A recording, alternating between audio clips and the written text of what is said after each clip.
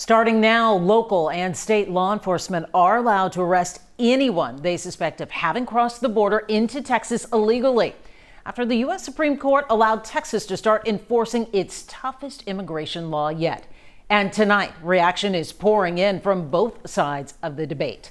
Late tonight, Senator Ted Cruz said Joe Biden is refusing to enforce the law, and I hope that the Supreme Court will ultimately recognize the right of Texas to secure our border on our own.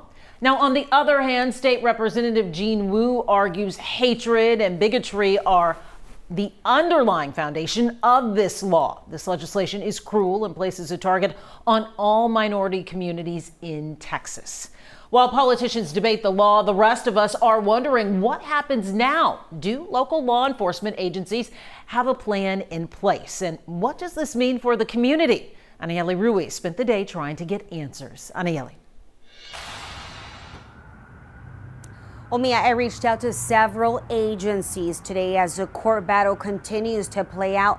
Many of them are still trying to wrap their mind on how they're going to be able to enforce this. Local police now have the power under the state law to arrest and deport people in the country illegally.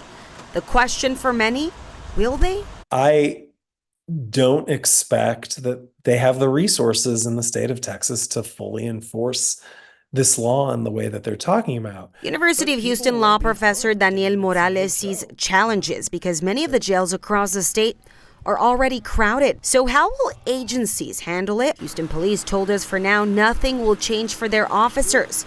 They'll wait for further guidance from the state on SB4. We reached out to Harris County. We're still awaiting on their response. Fort Bend County says it won't stop people simply for immigration issues, but will continue to cooperate with federal immigration authorities. Montgomery County said SB4 now has the force of law while saying its primary focus remains public safety and safeguarding our community. And at the state level tonight, we're still waiting a response from DPS. You look Hispanic, you look Asian, you look African American, maybe you're from Haiti, that they're going to be used as a pretext. Meanwhile, advocates for the Latino community condemn SB4, worrying this law could lead to racial profiling. Will now be able to be stopped and asked for my passport solely because of the way I look. And depending on which jurisdiction I'm in, every police officer will now be able to act as an immigration agent, even though they don't have the training, even though they don't have the skill sets. Our company. Tonight, we heard from a local construction owner who worries about the labor market that has already tightened up. A lot of people are afraid to come work here in Texas just because of that, because of fear of immigration. And a lot of them tend to go to the northern states. After today's ruling, Governor Abbott tweeted that this clearly is a positive development. He called a press conference with law enforcement officials in Austin at the Capitol tomorrow. But while tonight, his opponent says the fight isn't over yet. Disappointed with the Supreme Court's decision to allow SB4 to go into effect. SB4 is flagrantly unconstitutional.